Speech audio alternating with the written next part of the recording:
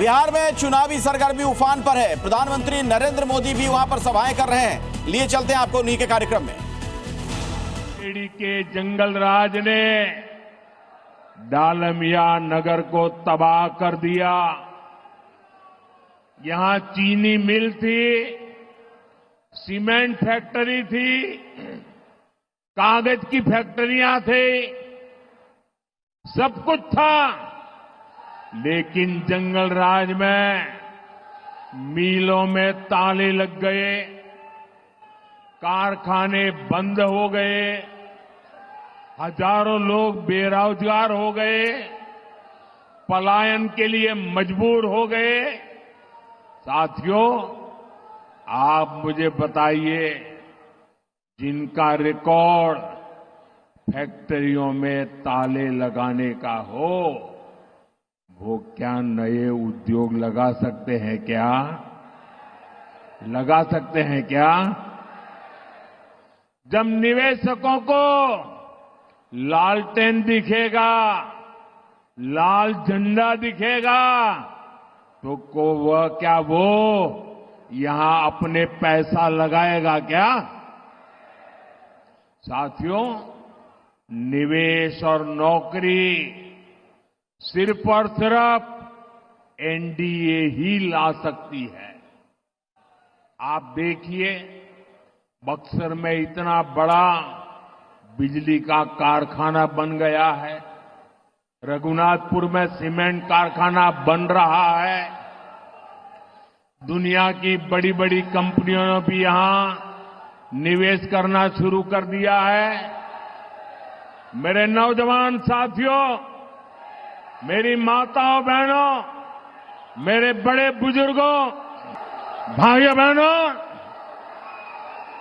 बिहार के मेरे मालिकों, मैं आपको भरोसा दिलाता हूं, आने वाले 5 सालों में यहां उद्योगों का तेज गति से विस्तार होगा।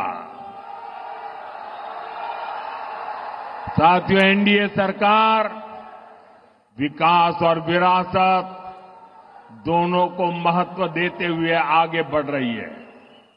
हमने भारत रत्न कर्पूरी ठाकुर जी की जन्मस्थली को विकसित किया। अब हमारी सरकार बाबू वीर कंवर सिंह जी की जन्मस्थली का कायाकल्प करने जा रही है।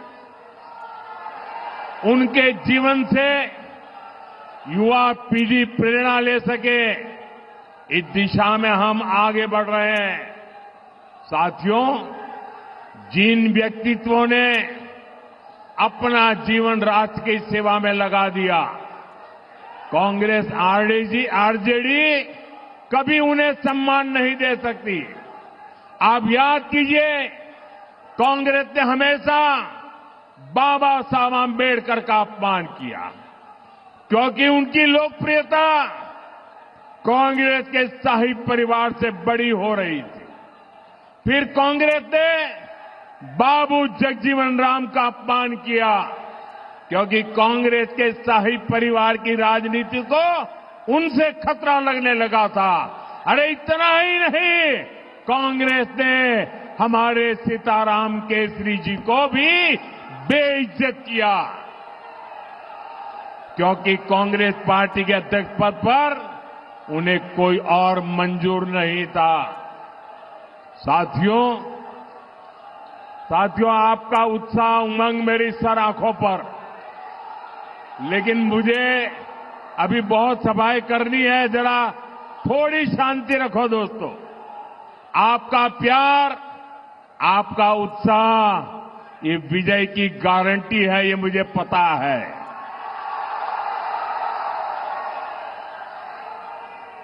साथियों, आरजेडी कांग्रेस वाले हमारी आस्था का, हमारी धरोहर का अपमान करने में एक्सपर्ट है। आप याद करिए, आरजेडी के लोगों ने प्रयागराज महाकुंभ को फालतू कहा था।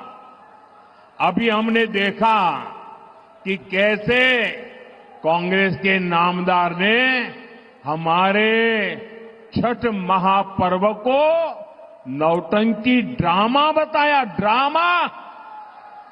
हमारी आस्था को अपमानित करने वालों को बिहार कभी माफ नहीं करेगा। आप मुझे बताइए, छठ महापर्व का अपमान आपको मंजूर है क्या? छठ महापर्व का अपमान करने वालों को सजा देंगे क्या? कठोर से कठोर सजा देंगे क्या? ऐसी सजा दीजिए कि हिंदुस्तान में फिर कभी कोई छठ महापर्व का अपमान न कर पाए। भाइयों, साथियों, बिहार की रफ्तार अब हमें रुकने नहीं देनी है। इस बार भोजपुर की हर सीट, हर बूथ पर एनडीए के इन सभी उम्मीदवारों को विजयी बनाना है। इस बार छठ पूजा के लिए बड़ी संख्या में हमारे भाई बहन अपने घर आए हैं। उनसे मेरा आग्रह है कि अगर आपका मतदान सूची में नाम है तो आप मतदान करने के बाद ही वापस लौटे। और याद रखिएगा, पहले मतदान फिर जलपान। पहले मतदान।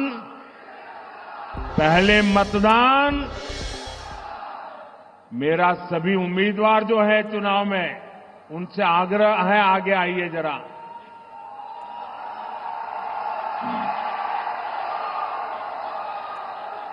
आप सब इतनी विशाल संख्या में हमारे इन साथियों को आशीर्वाद देने आए, मैं आपका बहुत बहुत आभार व्यक्त करता हूं। भारत माता की, भारत माता की, भारत माता की।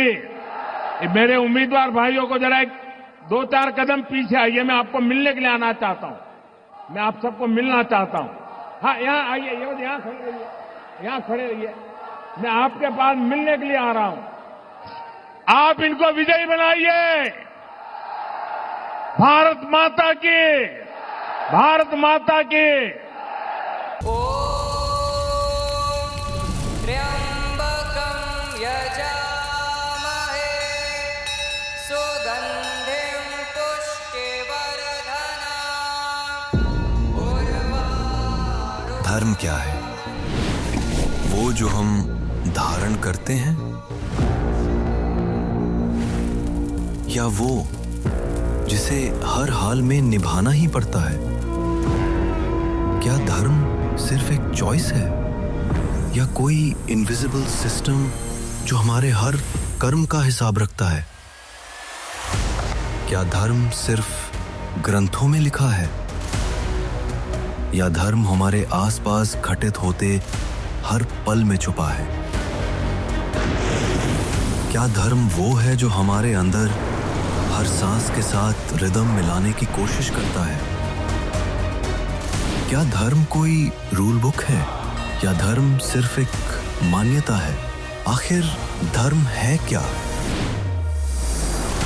सच सीजन 3 स्पेशल एडिशन, रविवार रात 9:58 पर।